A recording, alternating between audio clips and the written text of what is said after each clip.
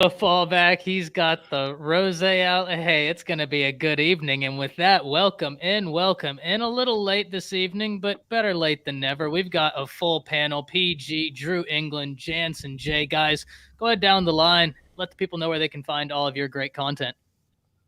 Yeah, y'all can find me on YouTube, The PG Show. You guys know where to find me. Right now, we're taking a little hiatus, but you can find me on the sidelines of Mount St. Mary football games right now. High school football coaching tonight. We have off, so just popping on a Friday night to get back with my boys. Haven't been here a while, but college football is here, man. I'm excited. So couldn't come quick enough. Jance, how you been, my guy?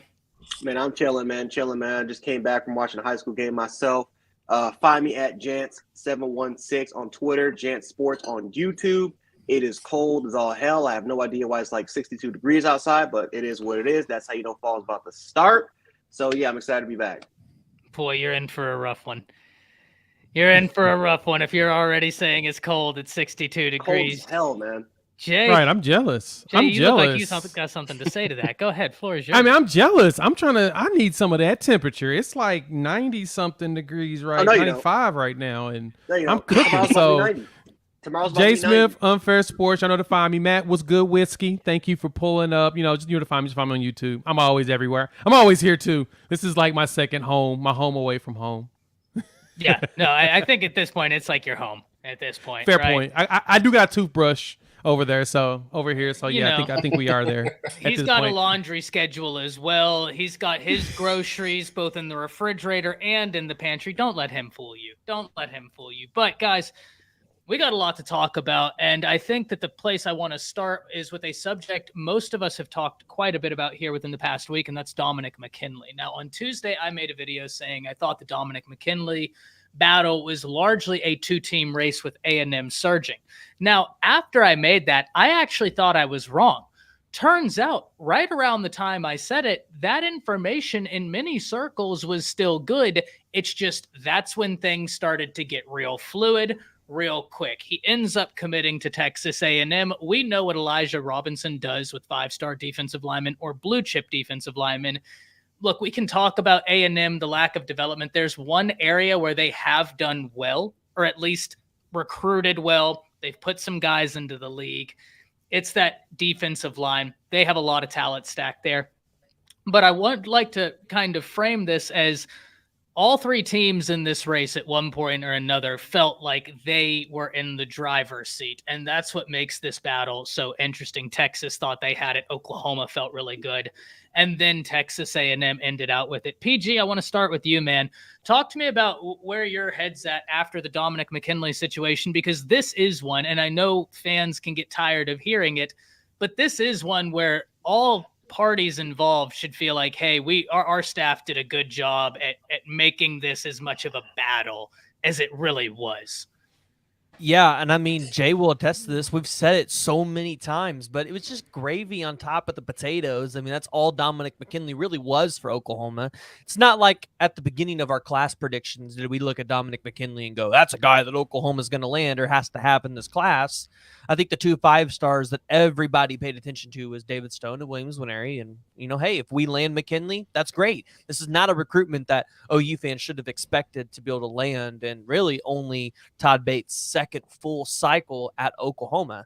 But it's not over. I mean, Oklahoma is going to continue to push, and whether or not they can land him before signing day, I'm still 100% on the basis. Oklahoma will land at least 2 5-star defensive linemen in this class.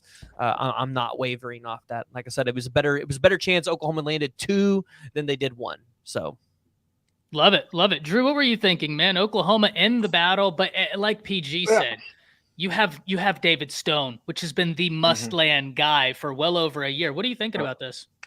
Well, I think I agree with him. I think that was just going to be icing on the cake if we were able to get a guy like that, because it was somebody that we were not like, it's a must, like he just said. So I think, it was good to at least make a push, and, who knows, we may get him, later on down the recruiting cycle. But as of right now, I mean, we're still tracking for, some great defensive talent. And I think the more that we get it in and develop those guys, and David Stone has been a recruiter for us for a while, and I think that people are finally understanding that. He was silently committed to OU for a little bit, and then kind of doing a little back channel recruiting for us. And so I think some of that's not done, but I think we're still in a really good spot with all things considered. So it wasn't really oh my gosh, we missed on another guy again, and Todd Bates doesn't know what he's doing. And it was just one of those things where, hey, you shoot your shot and, almost landed him, but you never know where it ends up in December. So 100%. And every team in this that really, and look, Ohio State was in it as well, but distance probably factored them out off the rip. Mom wanted him to stay a bit more local. The LSU situation, that fizzled out, but Oklahoma, Texas A&M, genuinely, all three of those teams, they made this a battle. It wasn't anybody just dropping a ball or this was an all-out recruiting war, which is what you love to see. Jay, talk to me, man, because I know you and I had talked about McKinley for a while, and then Jance, after Jay goes, I want to hear you talk to me about A&M's just insane run of 5-star defensive linemen. Yeah, A&M's cooking right now, and they know how to convince these players to come. If it's not only a bag, it's a combination of just opportunity or their quote-unquote development or somebody's selling them something. And so we got to see if the chicken's going to come home to roost. We don't know if that's going to happen or not, but we'll see what the long-term ramifications of this is. Unless they start getting some 10-win seasons, I'm anticipating they potentially start to see players falter. But I mean, the last 5 years, with Jimbo, they've only had like 9-win season over the COVID year, and somehow they're still convincing players to show up. So we'll see what that means. But in this recruitment, what was fascinating about all of this is that I said this on a video that I made. Dominic McKinley went to more church camps than he did football camps this summer. So what his family's focus is. It's really big on the religion, background, all of that stuff. And, of course, the first thing everybody's going to jump in the comments and say, then why in the heck is he going to A&M? That's a very good question. I'm asking the same thing. While at the same time, we know mama's theory really doesn't work very well unless it's like local. And that means that if mama wants you to go to a particular school, you ain't going to that school unless it's the local school. And in this situation, Mama, I've been hearing, and all of the writing going out is she was very favorable to Oklahoma. She loved the Soul Mission. She loved everything that Coach Venables and Bates and all of them really, their character-wise and everything. She said in an article with Wilt Fong that they were the most genuine people she had met. That tells you something right there, right? Well, something got Dominic's attention to where he wanted to go in A&M, and so Mama's theory is still intact. Mama wanted this, and son went somewhere else. And so if Mama would have wanted A&M, probably would have a better chance for him to come to Oklahoma. I kid. But at the same time, Texas A&M is finding a way to convince all these big boys to show up. Elijah Robinson is doing something, man. He's got like a voodoo wand. He's got something to where he is really like putting a spell on every single one of these kids to get them to come there, because we haven't seen him produce a second-round defensive lineman yet. So why are all these 5-stars going there? Like, what's in the water in College Station? That's an investigation that we're going to find out at 7 p.m. tonight. Well, and here's something, Jay, before I pass it to you. Remember, A&M did something interesting a year ago with Gabriel Brownlow-Dindy getting his dad, who's a pastor, to run hold on, I just had it pulled up, my phone, to run the director of the Texas School of Preaching in College Station, Texas. So this is one where, and I do understand NIL was probably a factor here. It's 2023. It's a factor all the time. But this was one where the religious aspect was very real here.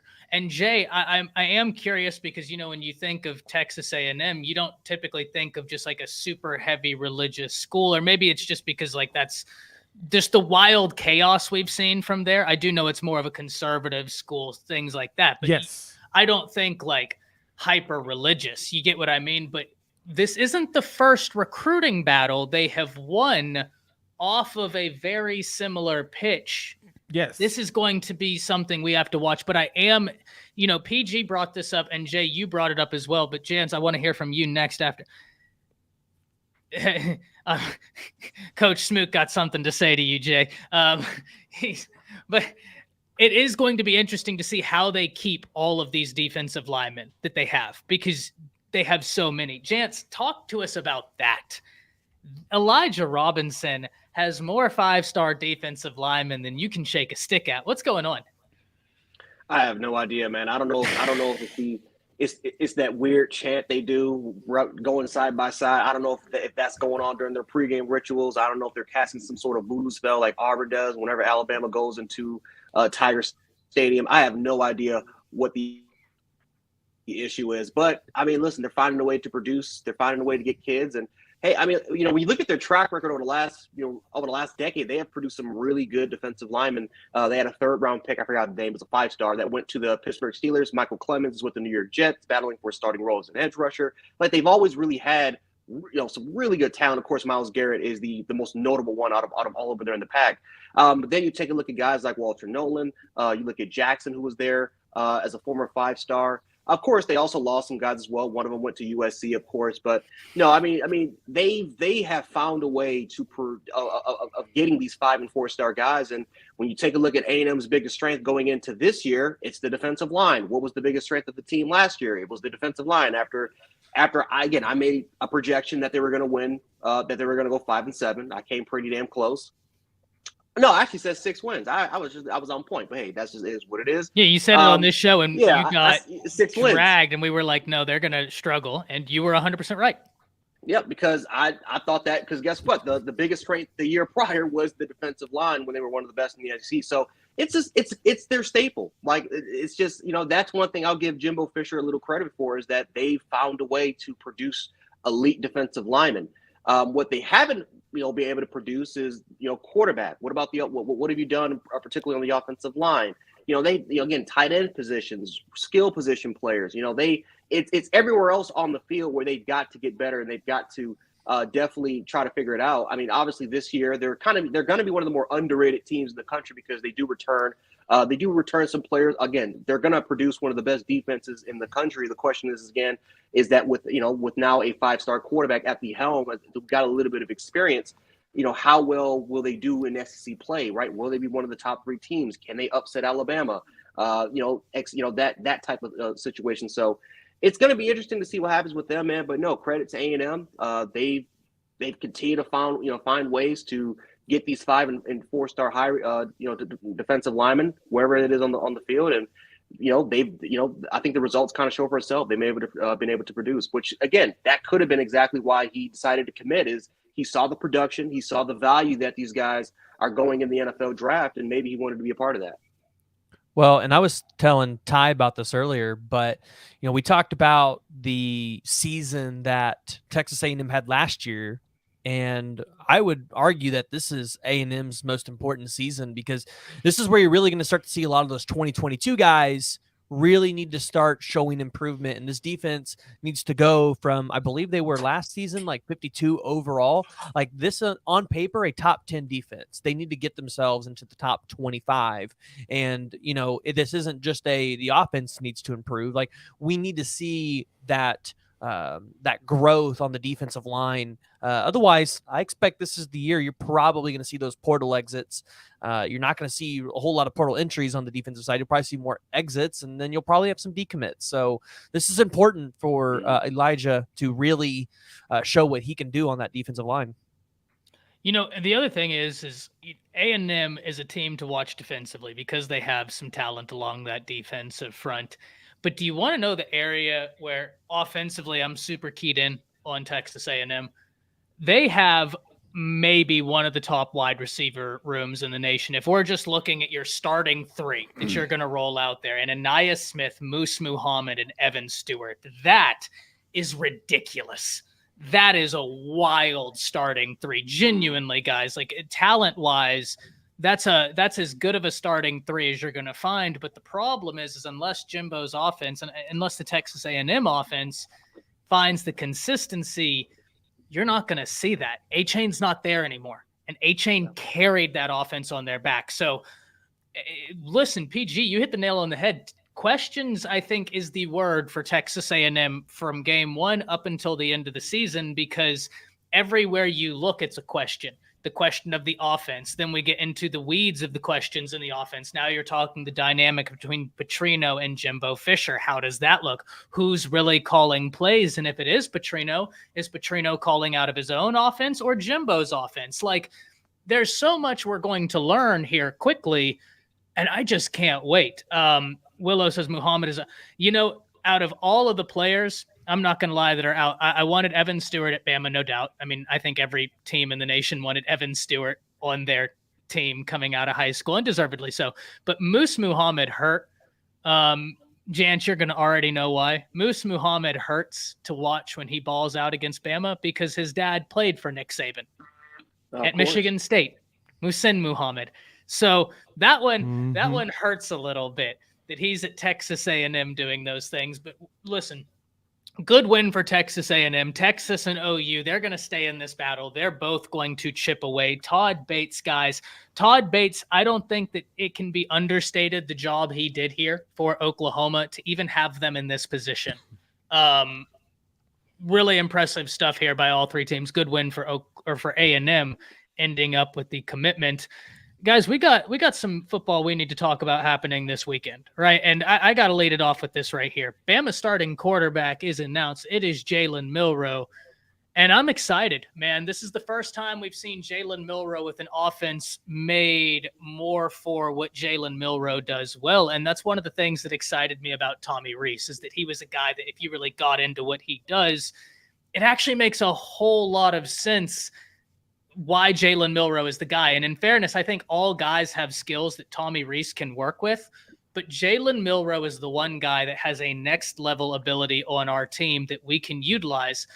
I'm super excited to see what the passing game looks like. That's one area that I'm looking to see some consistency in. And if the consistency in the passing game is there, you don't need a Bryce Young level offense where Bryce is getting to the line of scrimmage, setting the protection, setting the audibles, and operating like that. In fact, I think it's probably best that we don't rely on a quarterback that much again this year. So I'm very excited. Jance, I definitely want to pass it to you because Bama, they kick off this weekend. You as the Bama fan, it gets to come on here with me.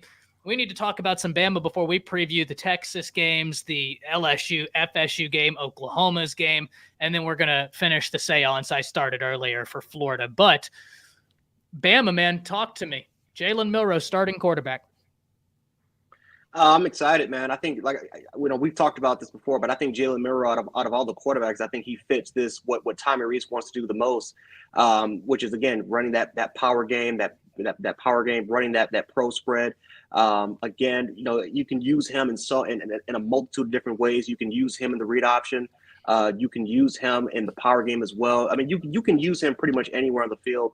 I really do like Jalen Milroe, man. I think out of all the quarterbacks, that's the quarterback that has the most upside out of anybody on that roster. It's just about, again, fixing the simple things, right? As far as, being consistent, setting his foot when, a little bit more consistently when he's trying to throw. He throws a little bit off ball at times. He needs to be a little bit more accurate on the short intermediate throws. Can be a little loose. When he's running the ball, he can be a little loose with the ball.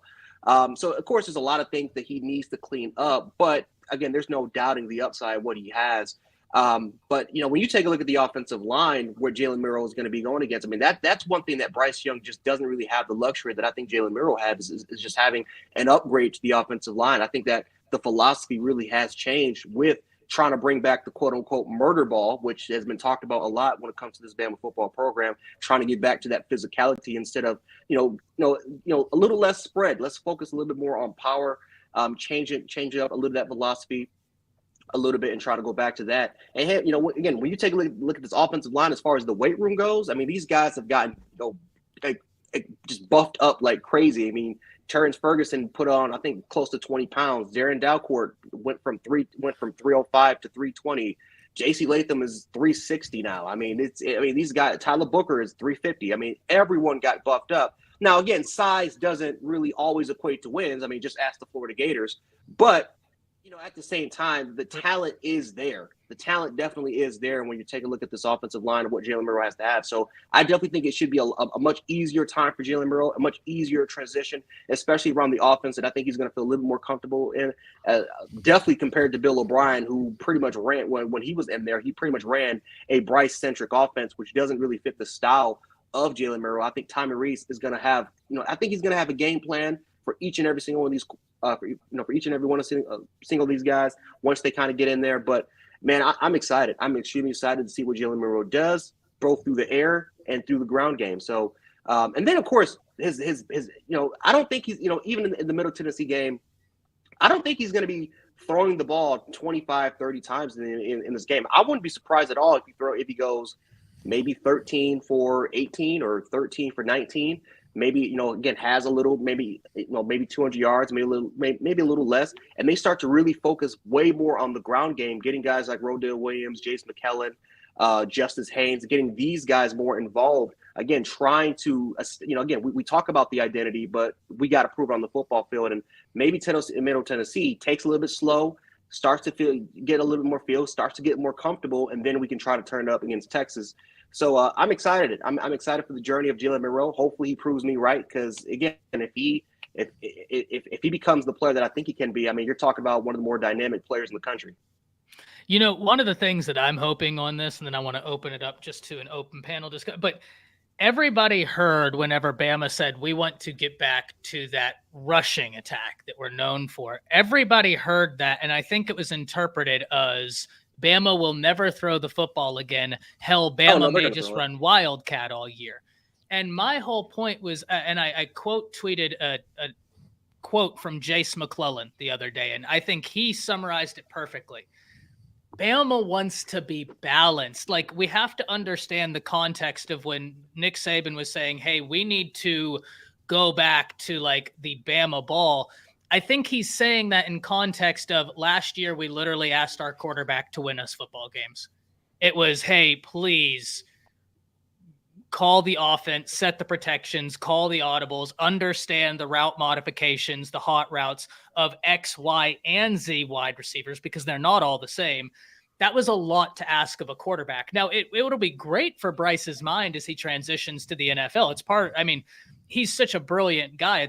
You see it when he took that quarterback test, aced it, right? Which that doesn't mean you're going to be a great NFL quarterback, but just kind of proves a continuation of factors you hear about Bryce, which he's just brilliant. I think a system that's more balanced, where you're not asking your quarterback to run, that's just like, let's be balanced as a football team. That's what I think they're going after, or at least I hope they're going after. Right. That's the big thing to me, is I hope that they're not going to try and be like, hey, we're just going to run Wildcat all the time, as opposed to, hey, we want to be a more balanced offense. I heard that from Nick Saban, and I think everybody thought, once again, you're not throwing the football. What I thought, and I'm interested in hearing from all of you on this, I heard when Nick Saban said we want that balance, we want the joyless murder ball, I heard we want to emulate kind of what Georgia did last year, where they were a balanced football team. They didn't have to run it up 55 points to beat you, but like, they are going to methodically beat you in any way of the game they need. What is y'all's thoughts on that? Yeah, let me jump in on that piece. And Ty, we kind of joked about this on Twitter. It's funny how everybody runs with the thought that, oh, Bama's going to actually run the ball to all Bama's going to do is run the ball. They're going to just run it down your throat, and they're not going to pass the ball ever again. And it's so far from true. I'm fascinated to see how game one turns out for you all, because the Middle Tennessee State, whoever it is, the purpose of that game is really to figure out who's going to be throwing the ball against Texas. It's about who's going to be able to execute the game plan and do it in a comfortable manner. And Saban feels like, okay, I can deal with that. That person can run things. Because to me, as athletic as Milroe is, that to me gives him a little bit of an advantage over the other quarterbacks on the roster, as everybody's trying to still figure out this offense. Because, yes, granted, it's still the same calls as it would be normally for Alabama, but at the same time, you still got a new puppet master pulling the strings. So there's going to be some wrinkles here or there that's going to throw people off. And so Milroe's probably the one that can make something happen if he needs to. And I'm pretty excited to see what he looks like. And so outside of that, I'm just fascinated that people really think that Bama's not going to want to have a balanced offense. Like you said, Jason McClendon had the best tweet about that. Bama wants to take control of both phases of the offense. They want to be able to pass as well as run. They just want to command the entire game like they used to. And just like you said, Ty, they want to bring that what Georgia did the last couple of years and bring that back to fruition, because that was the Bama standard forever.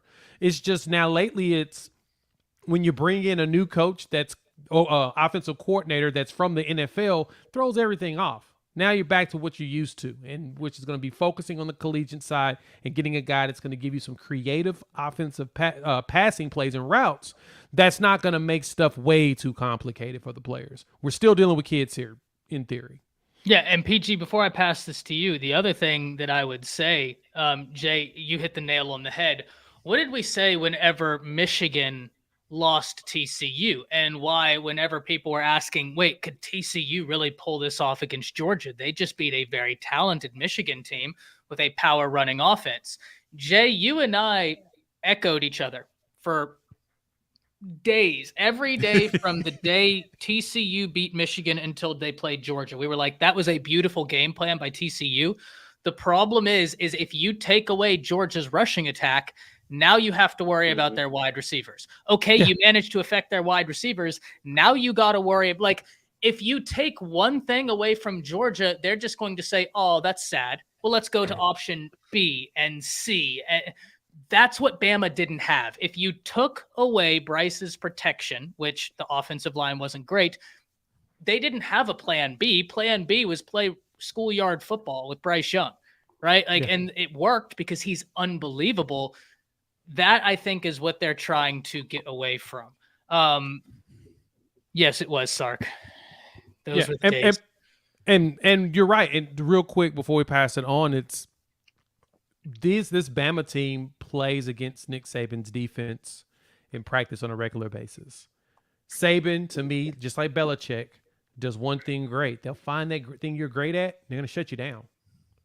And so because of that, now this offense has to adapt themselves in preparation for other teams trying to do the same thing. And having that balanced attack helps. It helps with keeping people on their toes. And so not overcomplicating things while at the same time making things, just flow. That's what's going to happen this week. So we can see what it looks like for Texas. PG, I want to pass it to you, but Steele asks, is Milroe a one-read guy or no? I think that you can definitely run a one-read offense with him, Steele, and I think he would flourish in it. But we're going to find out exactly who Jalen Milroe is. And the reason why it's so tough for me to answer this question is because when he was inserted into the offense last year, he was trying to run Bryce's offense. And that's just like you. It's tough for me to tell you who you are. So we'll find out, Steele. But very athletic quarterback. PG, what were you thinking, man? I mean, Bama's at their best when they run the ball, and they run the ball well. But I don't understand, isn't this exactly what Oklahoma wants to do this year? And isn't this the exact same thing that Michigan, like you said, is building towards? I don't understand what the big deal is. And after seeing what the average, what was it, 339 pounds is what the average was on the Alabama offensive line? 6'5", 335 pounds. Yeah. They're going to have no problem, especially with the recruiting class they had in the running back. I think this is the right direction, especially since you don't have that clear-cut quarterback like Tua or Bryce Young. I think this is the right direction to go. And you never know, maybe if Alabama wins a national championship this way and they go undefeated, maybe this kind of shifts the direction and change of college football again. Yeah, we'll see. It is interesting, though. I think people read way too much into it, but I also will kind of defend those that read too much into it because it's Bama.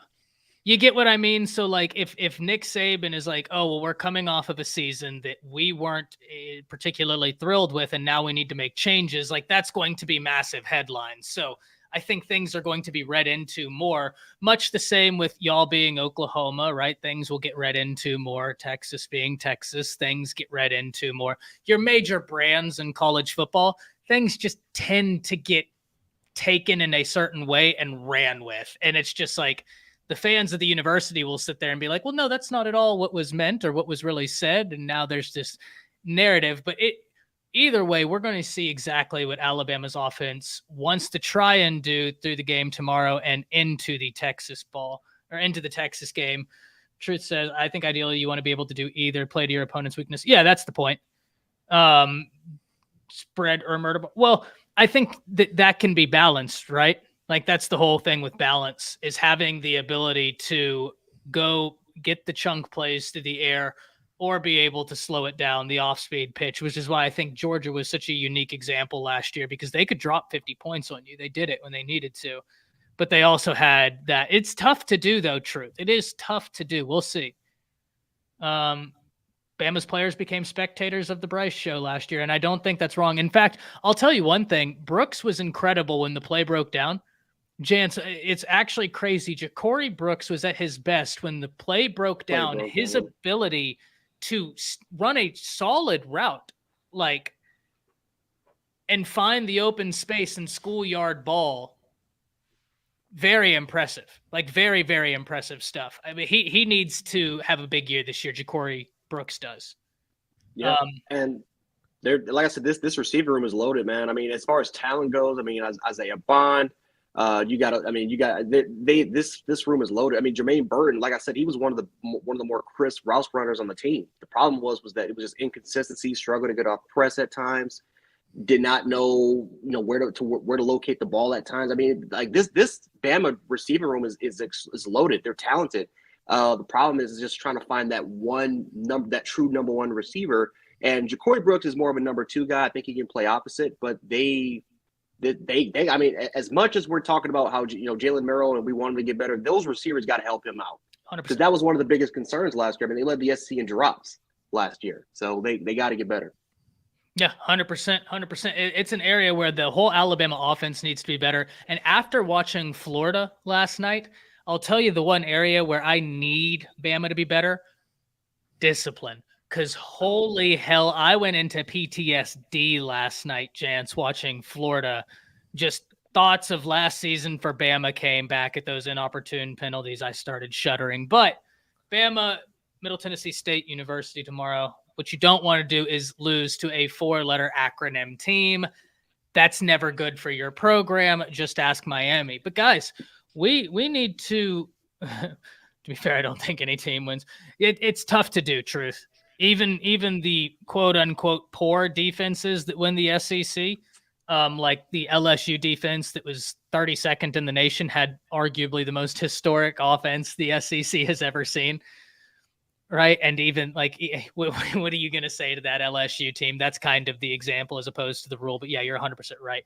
But listen, Bama's going to have a great game. It's going to be awesome for the fans. Now, we got 2 OU fans on the panel, and I need to let it open up to y'all because it's that time. Oklahoma opening up tomorrow. And I think there's a lot of questions nationally, JPG, about Oklahoma. I think a lot of those questions are well placed, right? What does the defense look like? What strides will be taken? How has the extra weight gained along the defensive line? What will that do? So talk to me about what y'all are thinking, the questions you have, the questions you're most excited that you think are answered, and maybe some that you just don't know yet. We're supposed to have questions answered tomorrow? Well, right. You certainly hope that the right questions aren't answered tomorrow.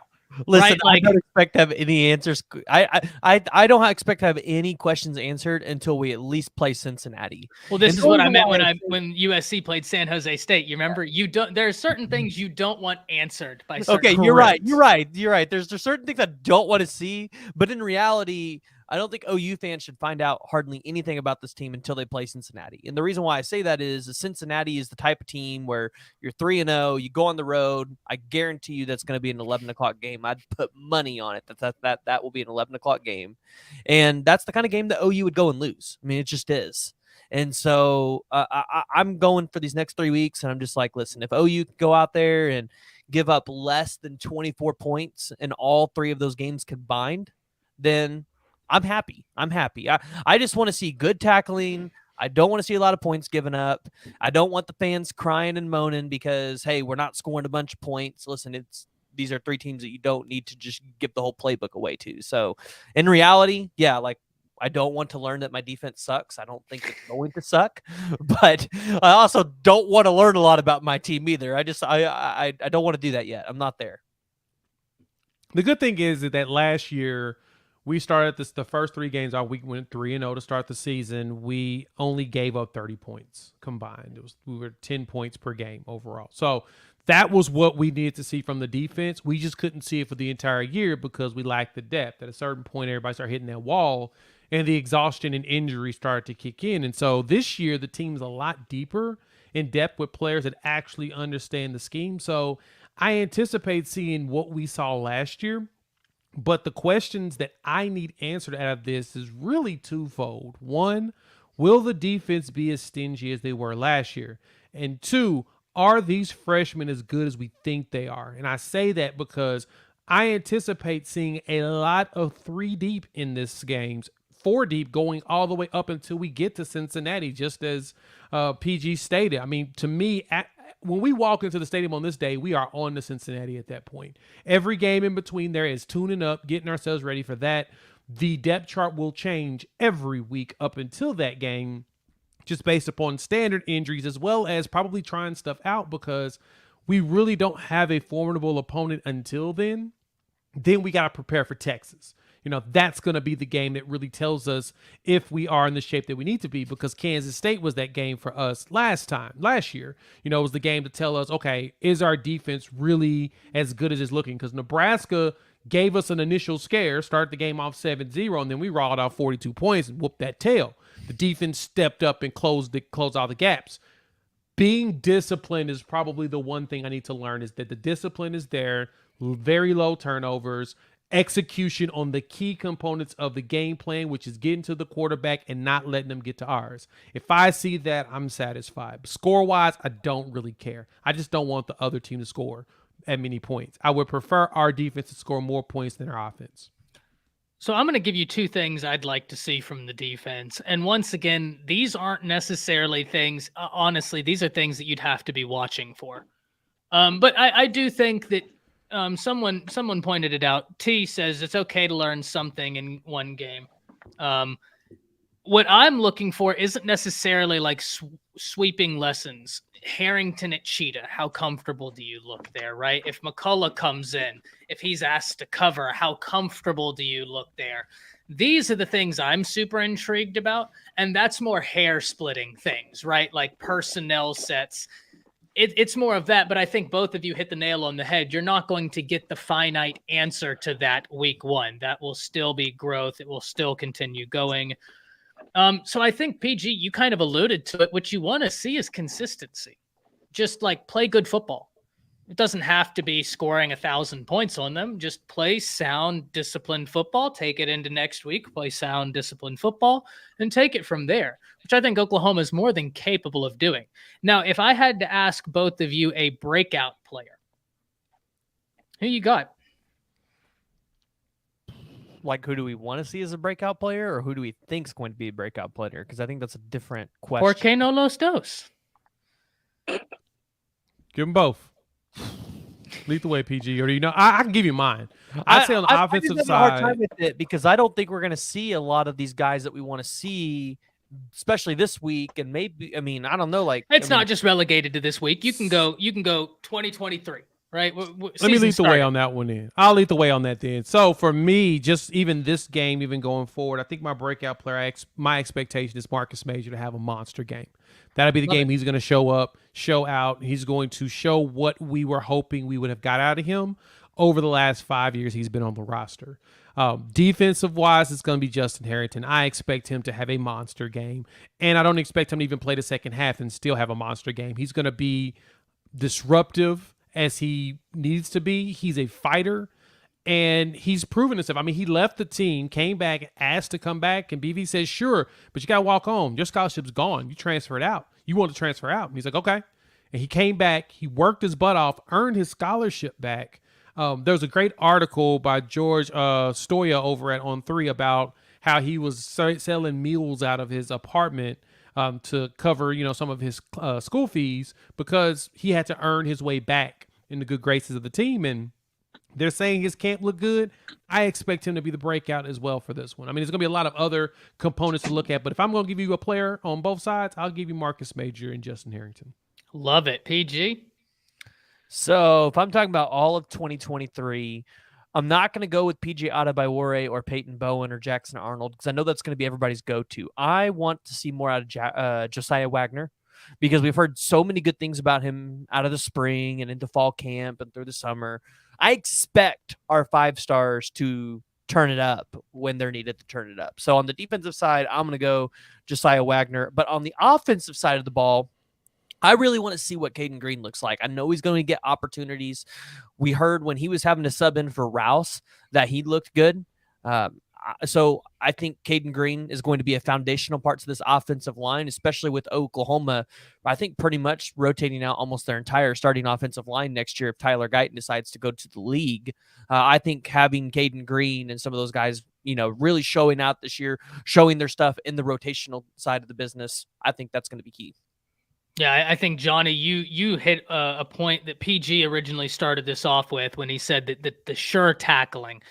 And that's something you expect this coaching staff, Johnny, to implement as opposed to the previous coaching staff where defense wasn't the priority. And that's a culture shift, which will take time. But I think you're 100% once again, Johnny, that's an area where they will need to kind of continue working towards. And I think that during the season last year, especially during Florida State's game, that was cleaned up very well. I'm going to just go ahead and shoot shot in the dark. I'm going to give you 2 defensive players that I'm really excited to see. One, Isaiah Coe, 2, Rondell Bothroyd, right? I think both of those names are pertinent to Oklahoma defensive success to allow your linebackers to really do what they want to do. Oklahoma, I'm really interested in seeing Kanik, right? Because that was a guy Bama was in on whenever he was committed to Clemson. It was a final 2. A lot of people thought of Alabama and Clemson. This is a good question. We'll hit it here in a bit. Yeah, look, that was Oklahoma has the ability to really generate some plays with Kanik. He's got unbelievable sideline to sideline athleticism. He can make plays, but he's green. He needs to learn. Part of the ways you can help him learn is by having a defensive front that seems stout. Other than that, Jance, you got anybody that you'd like to throw into the mix for Oklahoma that you're excited to see? Jance has left us.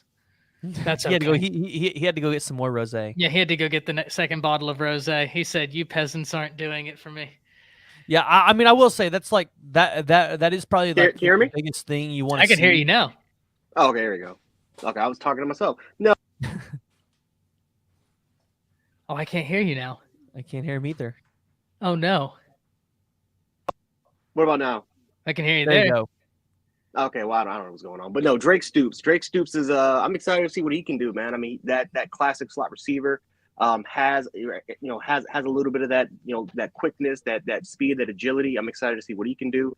You just nailed on the head with Kanak. I can't wait to see what he can do because, again, he's he's that Simmons type of linebacker that Venables really likes, more of a hybrid type of player that can play, that's extremely versatile. They got to shore up that interior, so I'm interested to see what Isaiah Coe and Fallow can do.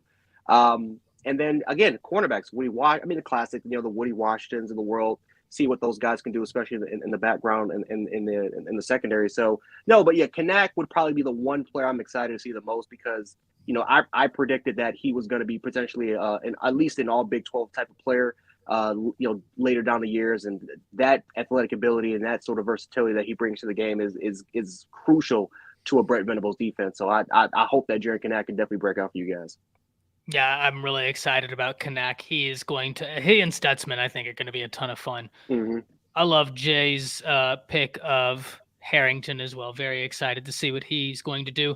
We need to preview the Texas game a little bit too, because, and look, we're going to be able to do this quickly because almost like Oklahoma, there's not a whole lot you look and say, we need to learn.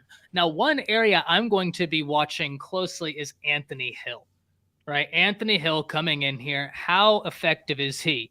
Frightening. You put something in here saying Baxter is running back 1. You're interested in hearing about that? I am as well. I've heard something very similar, and I think it's just because Baxter's that talented. Now, Jacob, you ask, hey, Ty, if Quinn Ewers is 85% of Mac Jones this year, what do you think Texas's record is? listen, he threw for 2,100 yards last season, but he was injured. We have to take that into account. Technically, he was a true freshman. I understand he wasn't technically a true freshman, but we're getting real into the weeds, right, if we really get into it.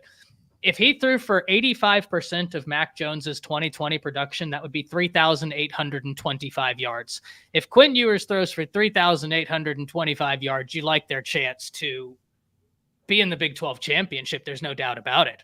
Look, I think Texas, you're looking and aiming for 10 wins this year, right? That's the goal, because when you look around the Big 12, you have some teams that are improving, but you feel like you're in the best place. Oklahoma, right? I knew Truth would like this, that 85% of Mac Jones's production is 3,800 yards. Man threw for 4,500 that season.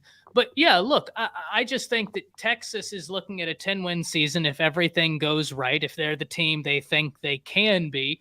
That's the expectation. You have the talent. You have the quarterback who's coming back. Your wide receiver room is really good. You don't have Bijan or Roschon, which hurts. There's no question about that. There's never a college football team that says, yeah, I feel better about my running back room without Bijan Robinson and Roschon Johnson in it. Like, that's never existed. But I do like the running backs you have. Blue's a very talented guy. I watched Jonathan Brooks kill it during the state championship run. Super talented. Baxter's a 5-star, really, really talented. And your offensive line speaks for itself, right? I don't think I need to say anything about that. I'm most interested in Manny Muhammad, the cornerback for Texas, because, ladies and gentlemen, I've heard he is he's knocking at being one of the guys to really know for that Texas team is Manny Muhammad. And then the other one, Anthony Hill. What are y'all expecting for Texas's opener against Rice? Odd Future says the edges. Yeah, you got to always look at that for sure. I'll jump in here real quick on that one for Texas. I am 100% in agreement with you on Anthony Hill. Rice is going to be it's a tune-up game similar to Oklahoma and Arkansas State. It's not going to be a game that's going to be that much of a challenge for them. It's going to be more so wanting to see if the young players are ready to play, if they can handle the lights of college football. And that's honestly, that's more a bigger thing than just, playing against, anybody else. It's that first game, get those jitters out, go ahead and puke on the field and make yourself feel better and just go out there and just play football. Because once you jump on that big stage of college football, even coming from high school, is such a massive leap. Not everyone can handle the pressure that comes on your shoulders from it. So I'm really ready to see what Anthony Hill's going to look like. Like, the dude's terrifying for me. I hope that they have to rest him against Oklahoma just because I know that he's that good of an athlete. You know what I'm saying? I don't wish injury on anyone, but I do wish fatigue. So please get, say you're too tired and you can't play, because he's that good of a player. And I'm really excited to see what he's going to look like. Or something the night before. You're something. Oh, I just couldn't sleep last night. Great. Sit him out. We don't want to see that monster out there running around, but he's going to be a key player for them this season as a freshman. That's kind of like Caleb Downs at Alabama. It's just amazing that some players can come in and be that flippin' talented that early and just go. I want to see what he looks like. Offensively, Jonte Cook, that's going to be a fun one. I think he's probably going to go out there and give us like a Zachariah Branch type game. I can potentially see that out of him because he's that much of a showstopper. If he gives us something like that, my goodness, Texas is going to have themselves a monster in their hands. And I just got to hope that Sarkisian hasn't figured out his second half stuff, especially against Oklahoma, because I need Texas to go to the Big 12 championship with Oklahoma. I want them and Oklahoma to face each other a second time and give a big FU to the Big 12 as we walk out the dome. Yeah, PG, before I pass it to you, I got to pass it to this comment right here and say, I do agree, Jacob. There are some places where I think we need to see it, but the interior, I like the names y'all got there. Really excited for Manny Muhammad. Talking to some people, all I have heard is that, hey, Ty, Anthony Hill is a spectacular football player. Go ahead. The Odd Futures statement, I'm sorry, I was so busy looking at the camera trying to talk to you, I wasn't paying attention. That's freaking hilarious. Isn't it? That is hilarious. And I cannot believe that's a real stat. I'm totally stealing that Odd Future. Thank you for that information. Yeah, that's getting pinned. And Truth just put something in here that we've got to remember. And I actually truth. It's crazy. You know, I talk about this young man a lot, and I actually forgot about him. They got Jalen Catalon. And if he's healthy, he's a different He quit. speaker. He quit. Safety. Oh, is that so, Jay? Yeah, he quit. Yeah. That's what I've heard. He quit the team. He just thought it was just not good for him, or some lie that I'm making up right now. Yeah, trying to speak it into existence. Hey, manifest, right? Positivity manifestation. No, that's a negative one. I need to manifest some negativity at that moment. That was the whole goal. Yeah, because that dude, if he's healthy, my goodness gracious, he was to. Jance, you already know, man. We talked about it before. When he was healthy, what he did for that Arkansas defense, I don't think your average college football fan really appreciates, right? Because I don't know how deep into the weeds your average college football fan is getting into an Arkansas Razorback season, right? Like understanding that was a defense that they relied so much on him. Jance, talk to me. What are you thinking about Texas in their opener? Man, I'm excited to see what they are, man, because, you know, I know a lot of Oklahoma fans will say it, but I'll say it. They have a championship roster. This is the best that I think we've probably seen for Texas in the last 15 years, with a combination of experience and experience, talent, everything. You look at the receivers, it's probably the most stacked receiving room in the country. Nye Mitchell, Jordan Whittington, Xavier Worthy, and now you bring in a kid like Giante Cook, who's going to come in there. I mean, not we even to mention Nayor. I was just about to get to that. I'm about to say, we even talked about Isaiah Nayor, who, if he never would have torn, I think when he tore his meniscus or his ACL last year, he would have Achilles. He could have been a big contributing factor. You have a very experienced offensive line. We'll see if DJ Campbell gets added a little bit to the rotation, but you bring back Kelvin Banks. You have not Caden Jones. I forgot Connor. You bring back Connor back to the offensive line. Jatavion Sanders could potentially be a first-round tight end. I mean, he had a surprisingly really good year last year that no one really talked about, having over 600 yards receiving, top 5 in tight ends all across the country. No one even talked about it. So we all know the agility and the freakish ability that this kid has. I mean, Jatavion Sanders is going to be, he's a freak athlete for a reason. Obviously the game plan, the schematics is there for Texas, what Steve Sarkisian can do as an offensive mind. Defensively, I mean, they have it. Defensively, I mean, Byron Murphy's one of my breakout players. That's one player that every single Texas fan continues to say, if there's one defensive line that can change a life for us, it's going to be him. And then you combine him with T'Vondre Sweat, and then Vernon Broughton is right behind. Byron Murphy. So it's. I mean, like I said, you got experience. Ryan Watts is still there. We just talked about Malik Muhammad, how he could potentially be in that rotation there as well. Obviously, Jalen Ford, one of the best linebackers in the country. Now you can pair him up with Anthony Hill.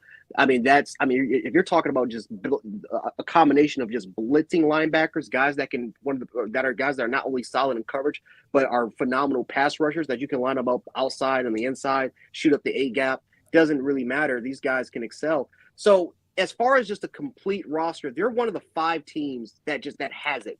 The problem, though, is a quarterback. What's happening with Quinn Ewers? Because we all know that the talent is there. Obviously, he was able to display in that first half against Alabama, where he was absolutely incredible. Again, I think a lot of credit should go to Steve Sarkisian for having a phenomenal game plan against a Pete Golding-led defense that made DeMarco Hellams look stupid. Now he's looking like an all-pro for the Atlanta Falcons. But I digress. It is what it is. But Quinn Ewers, again, if he can just showcase a little bit of that ability. I'm not even saying he needs to put 100%. It looks like Mac Jones for 2020. But if he has a 3,500 yard type season, they have a solid ground game and everything else, and everybody else plays their role. This is a Texas team that could potentially fight for a playoff spot. They're a very talented and loaded group. It's just the little things. And it's the same thing question with Florida State, how Florida State on paper looks stacked, but can you get past the juggernaut, which is Clemson? Texas, it's can you get out their own way, right? Because Texas has a tendency of choking. They have a tendency of letting games go that they should dominate on paper. So we'll see what happens, and we'll see what happens. Again, it could be interesting if Texas and Oklahoma both go to the Big 12. Again, it would be a big FU to the Big 12 conference if that does happen, showing you why not just your biggest money makers are leaving, but also the best teams are also going to be gone for your conference. Good luck. But no, Texas for the most part, I'm looking for dominance in that game against Rice. Looking for just complete dominance offensively and defensively. Yeah, people over here commenting saying, Jance, you named the whole roster, and that right there is why we get Jance on the show, because the man knows ball. Let me tell you what. PG, you had Texas possibly making the playoffs, did you not? No, I have Texas in my playoffs. That's what I thought. I thought. 4 because I think they can still get in with one loss, and I think that one loss will probably either come to Alabama or Oklahoma. And I don't think the Oklahoma loss will come in the regular season. I think it would come in the Big 12 championship game, because I don't think Oklahoma will be ready to beat Texas come week 5. But I believe if they meet together in the Big 12 championship game, they could hand Texas a loss there. Just hard to beat them twice. And if they have a win against Alabama and their one loss, they're getting in the college football playoffs. I mean, especially since they're having to play, I think Josh Pate put it out there, but it was like 6 of the Big 12's top teams this year in their schedule. So, yeah, I've got Texas in there. I think I have really high expectations for them. I think they have one of the better rosters in college football, but I'm kind of in the same position as Jance, where I'm like, my points, what I wanted to see was Quinn Ewers being a little bit more accurate in this game. With all these weapons he's got around him, I want to see him get the ball in their hands, and I want to see what this wide receiver core is able to do when Quinn Ewers gets that ball to them. I think last year he had a 58% completion percentage. He needs that to be in about a 65% range, I think, to get Texas to that point where they can compete in the playoffs. And then additionally, I want to see what Cedric Baxter is going to do, because, I mean, you guys mentioned it earlier. You lose Bijan, you lose Roshan. There's questions, but their offensive line is so dang good that Cedric Baxter should be able to eat, especially if Quinn Ewers does his job. So I believe Texas's defensive line will be better. That's why I'm not necessarily as worried to look at their edge and to look at the interior guys and say, okay, what are they going to do? I have faith that they will figure that out, especially with what they took in that class and Anthony Hill being back there. But the offensive side of the ball, that's my question, because that's what's going to be able to win Texas games. And if they got their offensive side of the ball rolling, I really do think they could go in there and beat Texas in week 2, or Alabama in week 2, and earn themselves a playoff spot. I mean, at that point, it's for Texas to mess up. So.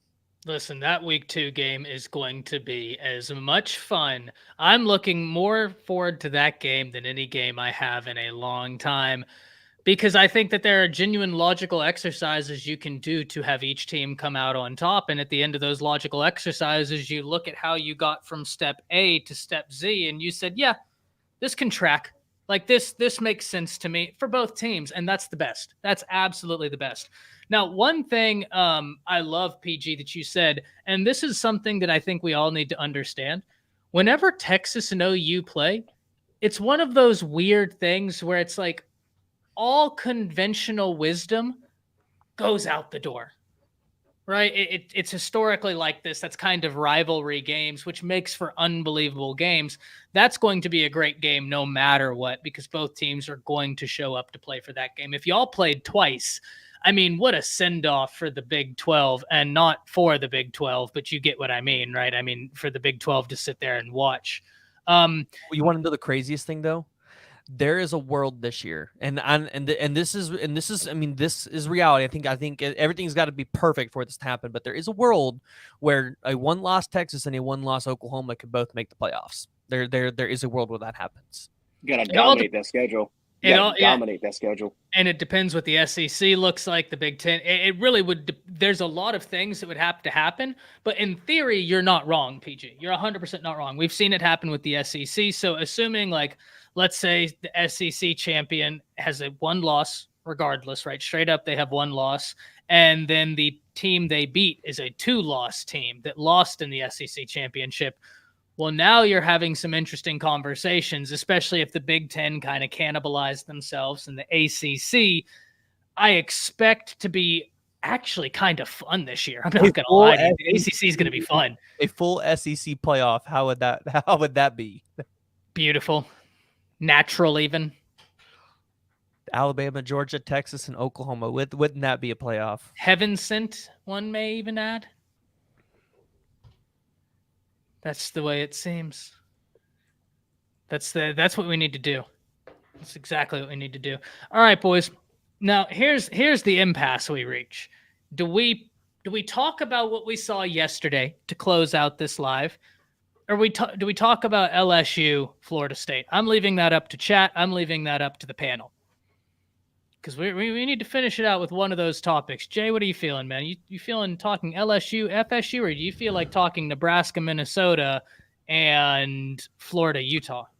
So do we really want to talk about a team that's cursed because they keep losing games on game-winning field goals, and a team that was playing with offensive linemen who were moving like they were in wet cement? I love that quote. Or would we rather talk about probably one of the more exciting games this season? Yeah. I think I'd rather we'll talk about one of the more exciting games this season. We could talk about Florida right on cue on Monday. Right on cue on Future.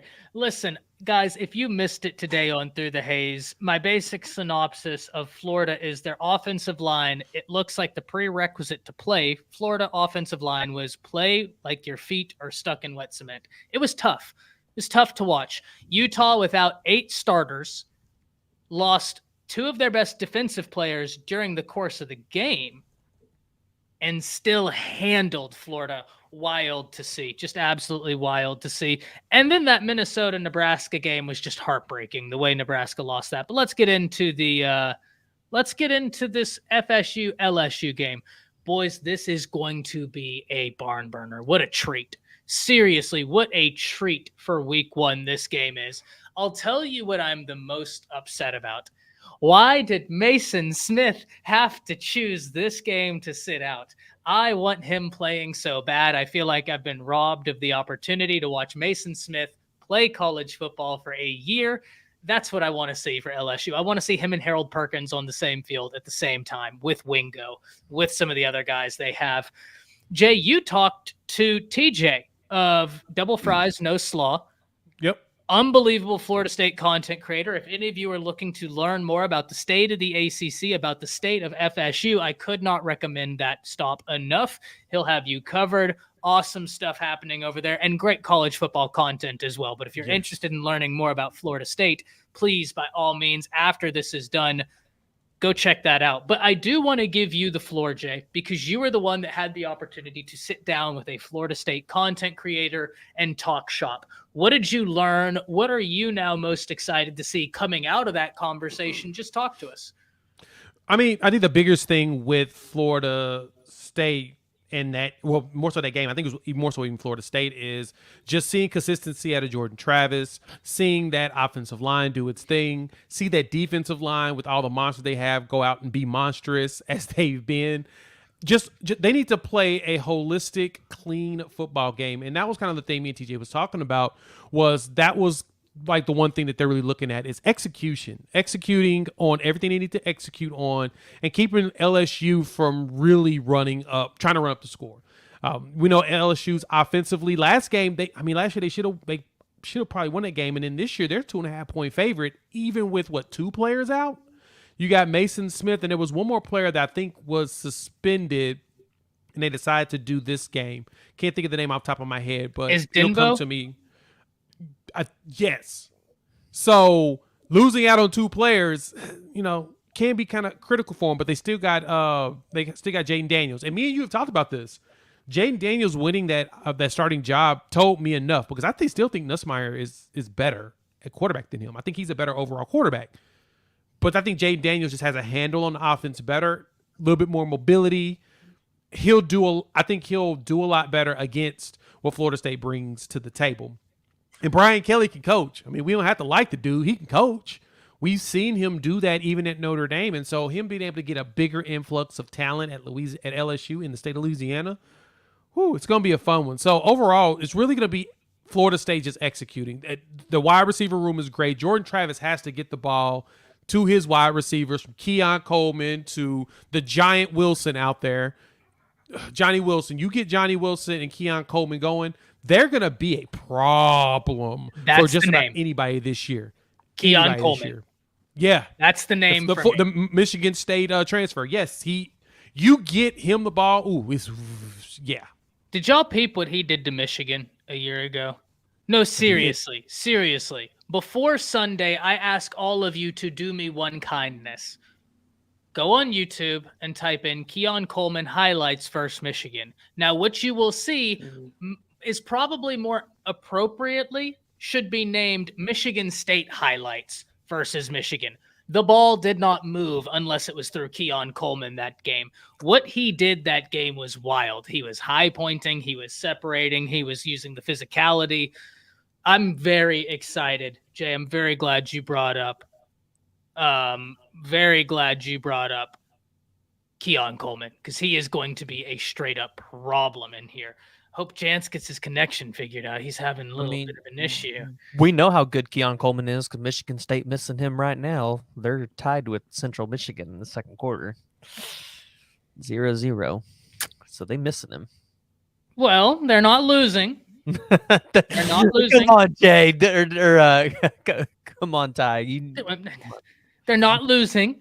Hey, think about it like this. That Michigan State defense has already in 2023 held opponents scoreless. It's by Job.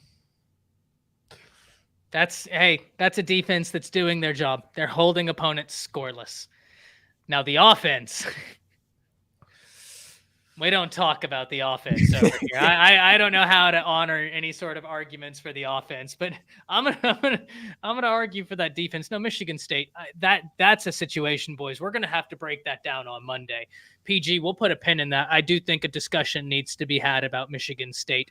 Jay, you look called right now. What's on your mind? So I saw this earlier today, and when I opened up Discord, it popped right back into my face. Raleek Brown being removed from USC's depth chart. And we talked about this kind of in the green room. I don't think that that's too big of a concern because rumor has it he has an injury. If you go through the thread, I think that's what someone was mentioning in there, and they're trying to talk him into redshirting. But it is something that's raising everybody's eyebrows because Raleek Brown was the third overall running back in the class last year, and he's a monster. And if USC loses him, another 5-star? Well, they've asked him to move, from my understanding, from running back to slot wide receiver. Listen, it's the mecca of college football. Don't worry about it. Just simmer down. It's the mecca of college football. I can't believe he said that, and then Oklahoma's out here recruiting him. Like, that's just... Yeah, no, that's bad, right? That's bad. But I want to get back to this LSU-FSU game because I am enamored with this. You have two teams, FSU, with so much in front of them. And we talk about Clemson. I think Clemson's going to be a really good team this year. I got to be the first to say it. And I was sitting there saying the other day, time has gone so fast. I was really curious about Clemson in like January because I was like, this is a bit of an impasse for Dabo Swinney. Not that Clemson's going to become a bad football team. That was never my thought. But it was just like, hey, Georgia is now where Clemson wanted to be a few years ago. Ohio State is still teetering here. Bama is still right here.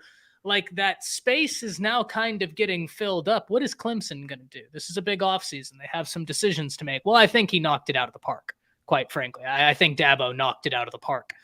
But in this game, Jance, talk to me as you get back in here with us, as you've found the finest bubbly in the city. What are you expecting from LSU FSU? Man, that's going to be a hell of a game. Hell of a contest, man. It's crazy because last year, I don't think anybody expected that game to have the significance that it did last year. I mean, those were two, that was such a sloppy game last year, but they were 2 10-win programs. And now, you take a look at what's going on this year. Just overall, these two could potentially play each other for the playoffs. I mean, Florida State, it's, again, possibly the most stacked roster as far as just a combination of talent and experience. They might just have the most stacked roster from skill position players with Johnny Wilson and Coleman, and now you have Gene Bell. You have a very experienced offensive line. You have one of the best running back rooms in the country. You have a very experienced quarterback. It's going to be insane. And then obviously Jared Verse, and you have one of the best edge rushing and defensive line rooms in the country. So it's exciting. It's exciting to see what happens with them. You have LSU with Brian Kelly, Harold Perkins, Mason Smith gone. That's nasty. That's nasty. Mason Smith missed last year's game because of a season-ending injury. Now he's going to miss the first game of this. I mean, he's playing the rest of the year, thankfully, but it's still nasty. The fact that you missed the best defensive, arguably the best defensive player, at least on the line in this game. But you do have Mekhi Wingo, and you do have some others. Major Burns in the secondary should add some addition to the secondary. But no, it should be an absolutely stacked game. I do think it's going to be extremely close, like how it was last year. But yeah, I mean, this is going to have a huge significance on playoff positions because, you know, Florida State does play in the ACC, and they don't have the best reputation in the world as far as strength of conference. So, you know, you're battling them. You're battling Clemson. I don't think Florida State plays Notre Dame. I don't think they play Notre Dame at all. I don't think they play them this year. I think Clemson does have that. I think Clemson does have that record of playing them. So they don't really have the strength of schedule good enough compared to what LSU. I mean, LSU could lose this game and they're fine. LSU can lose this game, they're fine. They just can't lose another game and they'll make the playoffs easily. Florida State, I don't know if they can afford to lose to a team like LSU, especially with that rest of the schedule kind of going on the way. So this is going to have a significant game. I can't wait for it. And man, you know, it's going to be an exciting time. I just wish that game was on a Saturday night instead of a Monday night. That's just me personally. But no, it should be an exciting game. We have our Jacob Woodyard saying, have Jance on the SEC Connect next week to help break down the Bama game. We might just do that, but Jacob, I'll tell you what. And I'm going to go ahead and let you know, Jance, right now. I was on the phone. I don't know if you were there earlier, Jacob. I was on the phone yesterday with Homer for about 3 hours. We were talking Texas, Bama football. And we're going to try and get together a show like we did last year, where we get Nino, Fanatic, Homer, Jance, myself. I might reach out to Justin Riley at the Bama Standard, maybe Smook, get one of those guys in here, get some Bama guys, get some Texas guys, and just talk football. You know what we do. But where are we thinking, who gets the win in this, right? Because when I'm looking all the way around, this is a very intriguing game now. At every level, there's going to be a lot of interesting matchups. Jay, who comes out victorious, FSU or LSU? LSU is the 2.5-point favorite, which is crazy to me because Florida State's defense is really good, especially at defensive line. So I honestly think that Florida State wins this game. I think they take I'm taking the points. I think that Florida State wins this one, and I think it's a close one, no more than 7 points. Florida State by 7. I'm not mad at that at all. Jance, what are you thinking? I'm gonna go with Florida State because I trust Jordan Travis more than I do Jaden Daniels. I think Jaden Daniels is a game manager. I think he's a high-level game manager, but I don't think he's going to make that transition very similar to what we saw Stetson Bennett did with Georgia with 2021 compared to 2. I don't really see it for Jaden Daniels. I think for the most part, their offensive line was solid, but it wasn't great last year. They do returns back a lot of experience, right? They had 2 freshman players, especially a left tackle with Will Campbell, who's one of the better tackles in the country. He's going against Jared Verse. So that's going to be a fun matchup. That could be 2 first-round picks going against each other. I just trust Travis. I think Travis has way better skill position players than I think LSU does. I think LSU has talented guys like Malik Neighbors, who's more of a slot guy. But I don't trust the rest. And I think losing a player like Mason Smith in this game, I just don't think they can afford it. LSU has, and again, they have a nice defensive line. They really freaking do as far as how deep they are. But Mason Smith is a difference maker on that defensive line. And I don't know if you can afford to miss that, especially against a team like Florida State, who's going to hurt you through the air and can hurt you through the ground game. They're too loaded at the skill position players to miss, especially when you miss out on a difference maker like Mason Smith on the defensive line who could penetrate the interior like he can. So I'm going to go with Florida State probably by 10. I'm going to say by 10 points. I don't think it's going to be as close as last time, but I will say Florida State will win by 10. So this is where I get to. And Jay, I figured out the player. Actually, as I was sitting here picking who I was going to pick, I figured out the player you were thinking of that's not playing in this game. It's not Denver Harris. It's John Emery Jr., the running back. There it is. That's who you were Injury thinking prone. of. Injury prone. Super unfortunate, very talented guy. But yeah, I think I am going to piggyback on y'all. I am going to go FSU winning this game. as much as I want LSU to come out victorious, because y'all know I've been rooting for Daniels. I've been rooting for him for a long time. Excited for what he can do. But this was an FSU team that came out on top last year. And when I look at this team offensively, I think they added some really good pieces. Really, really good pieces. Keon Coleman is a dude. We also have to acknowledge they got Ventrell Cypress out the transfer portal, who behind Travis Hunter was rated as the #1 corner available in the transfer portal for the vast majority of it. So this is an FSU team that did a lot of good work in the transfer portal. I look at LSU and I love what they have. Harold Perkins is spoken for. I don't think that any, words need to be said on him. We know what an elite player he is. You don't have your running back. That kind of hurts. And your quarterback was the biggest running factor last year. On top of that, I'm just really interested to see how LSU is going to be able to try and navigate that defensive front Florida State has.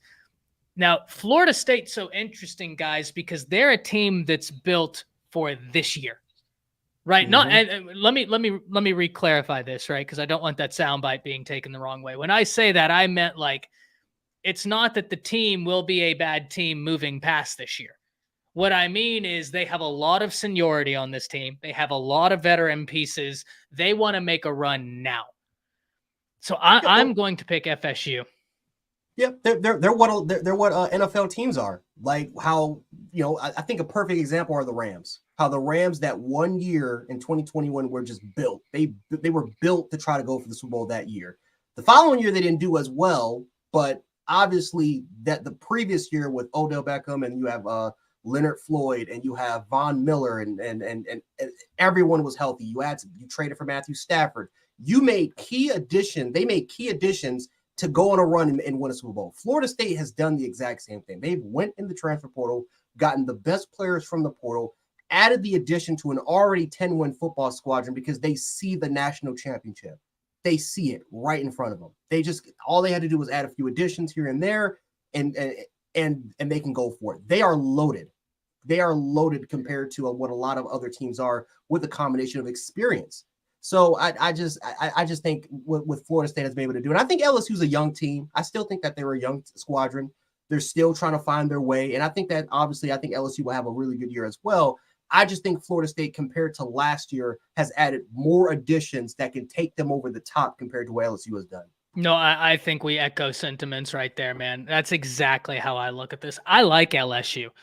I don't think it's a crazy sentiment when people are like, hey, LSU can push Bama for the West. Like, it's not unthinkable that LSU could win the West. And I hear that and I'm like, you're not wrong. I mean, LSU represented the West last year, so I can't tell you, that's a reasonable take. Even then, this Florida State team week 1 is so veteran, so ready. Now, we are going to find out just how effective the transfer portal is, but I also don't think that that's just simply a Florida State data point, right? Like, we have many more teams to look at, but I completely agree, man. Florida State, I think, is going to be the winner of that game, and I think it's the work they did in the portal, both offensively and defensively. Sippin 100% agrees with you. He says 100% on that. Yep. Van says LSU and Bama is always a good game. It's the strongest rivalry game we have. Actually, man, that's why T says LSU will win convincingly. And T, the crazy thing is I picked Florida State. Don't think I don't see an area where LSU could come out victorious. They are a good football team. They can win this game, but I just look at some of the experience that Florida State brought in, and if they can get that passing game going, my goodness gracious, they have got some dudes. Well, man, what are you thinking? Anything else before we send it off for the evening? You talking about North Carolina, South Carolina? Oh, actually, I have not yet. And that's interesting you say that, because earlier in the week when people were asking me the game that they needed to know about that nobody was talking about, that was my pick. North Carolina, South Carolina. That's a good one. Game.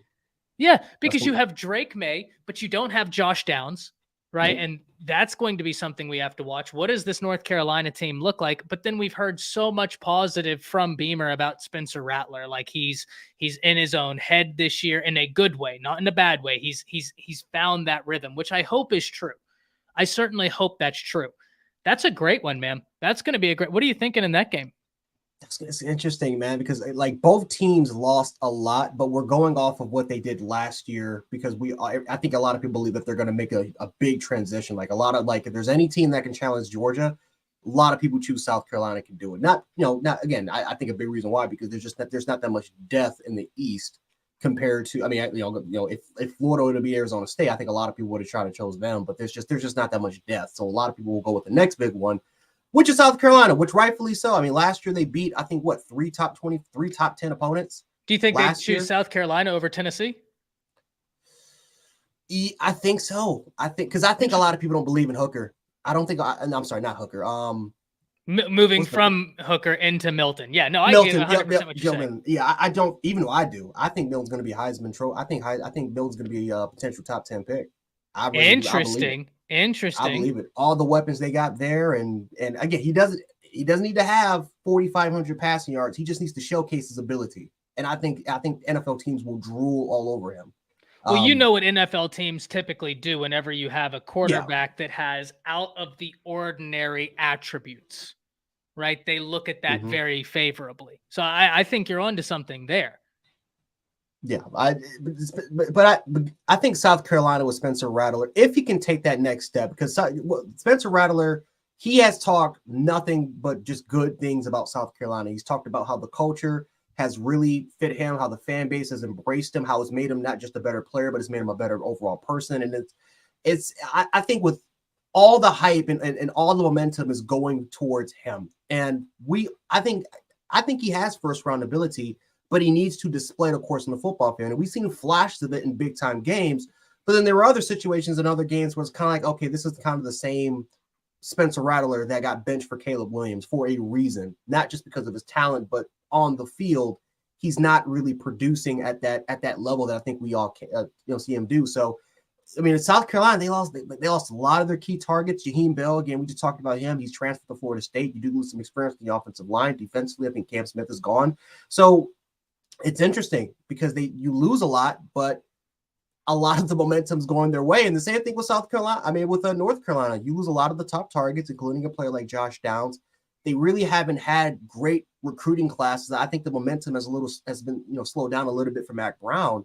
So it's interesting because I think what we saw, what a lot of people thought what Florida State and LSU was last year, how these are just kind of both mediocre teams playing against each other in a sloppy game. It could very well translate to this, where I think a lot of people think that these two teams could be fighting for the division or fighting for their conference, but they may end up as mediocre teams at the end. So it's interesting because you have two potential top tier quarterbacks going against each other with rosters that are not even close to their level. So that's going to be fun, man. It should be a fun game. I'm going to pick South Carolina in that one, just almost willing it into existence because look, if this is the year for Spencer, yeah, he's been one of the most talked up quarterbacks and his talent is there, right? Like if we're talking just quickly what he can do, very talented. We just haven't seen it all come to fruition on a gridiron. This is the year. That South Carolina team, I feel like, is more ready now, even though they lost two players to the transfer portal, Jance, that really, I think, are going to come back to bite them. The running back and the tight end, Bell and is it Lloyd? Marshawn Lloyd. Bell and Lloyd. Yep, Jaheim Bell, Marshawn Lloyd. They lost both of them. That hurt because those two guys with this roster, that would be interesting, but they did get in Nicholas Harbor, who I think is very green. He needs to come develop, learn. But South Carolina is an interesting team. I'm going to pick them in the game over North Carolina. Did you give your prediction in that? I got North Carolina. I had North Carolina winning. You have North Carolina. Okay, so I want the quarterback. Okay. Battle of the Carolinas. Hey. I want the better quarterback. Duke's up on Monday. If South Carolina wins, we got to duke it out on here. We'll figure out a way to play Rock'em Sock'em Robots over a stream. That would actually be pretty sick. Listen, if South Carolina wins, I'm happy for them. I'll be happy for them because especially if South Carolina dominates. I really do hope South Carolina is a good team because I want somebody to challenge Georgia. I'm tired. Georgia has the softest schedule probably in the country. especially with the roster they have. I want someone to challenge them. So hopefully South Carolina can showcase that against them. So hopefully they can. Well, ladies and gentlemen, that's about it for the show this evening. Jance, tell the people where they can find you right now. Yeah, you can find me at Jant716 on Twitter, especially if you want to interact with me, or if you want to do, some content, some shows, whatever you want to do, talk football, whatever. Definitely follow me on Jant716. If you want to follow me on YouTube, talking about college football and NFL talk, including some fantasy talk that I'm going to be including this year, hit me up at Jant Sports. Should be a fun time now that the fall season is officially here. Love it, man. Love it. Love anytime I can get you on here. We'll talk with you this week, figure out a day that works best. I'm thinking probably a Thursday for that pre-show, the Bama Texas game, but we'll figure it out exactly, the details and everything. We'll get together on that. But guys, until next time, y'all already know, Spinning Wheel of Doom incoming. If you enjoyed the show, hit the like button. Be sure to go follow PG, go follow Jay, go follow Jance. They all do great content, and you'll see them here again very soon. Until then, we'll see you on Monday. That's it. Enjoy your weekend. See ya.